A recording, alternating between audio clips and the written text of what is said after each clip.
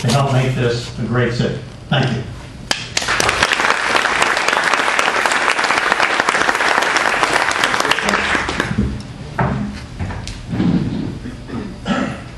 Good evening.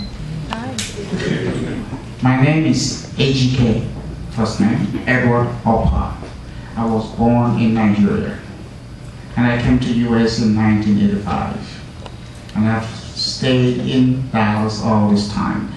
Before I make my opening, I'd like to recognize some of the friendships I have sustained over the years. Kevin Felder, I have known since 1990, and some other people. I guess when you live in a place too long, you begin to know a lot of people for long. You know, I'm running for mayor because when I came to this country, that wasn't my dream. But as I was riding my bicycle, which I do every weekend, 50 miles in White Rock Lake, something said, run for mayor. I looked around and said, run for mayor or run for mayor? And I have done that. I run for mayor because when you look at the leadership in Dallas so far, there are some aspects of our neighborhoods that feel like they've been left behind. If you look at every zip code south of the Trinity, all of them, all the home values in those neighborhoods are $71,000 below the city median home value of $125,000. If the city leadership could devote a good portion and improve the neighborhood conditions, our tax base will increase.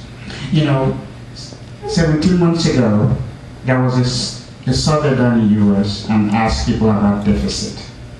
He said, deficit is no problem. 2 weeks ago, there was a survey that was reported in the Newsweek magazine. 17% of Americans think deficit is a challenge now. You know, deficit was introduced as a short-term measure after the World War. So 67 years, we have embarked on spending our money as if money grows on a tree.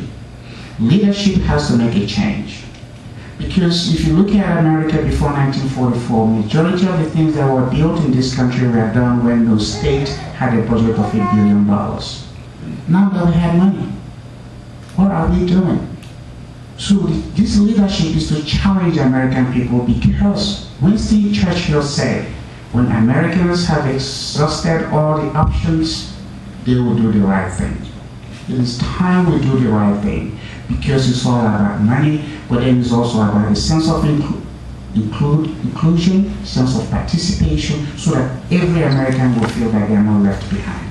I am the candidate that will do that, because you know what, when you're a servant leader, you are not beholden to anybody, but to the voters who give you the mandate to serve them. Thank you, and I look forward to your questions.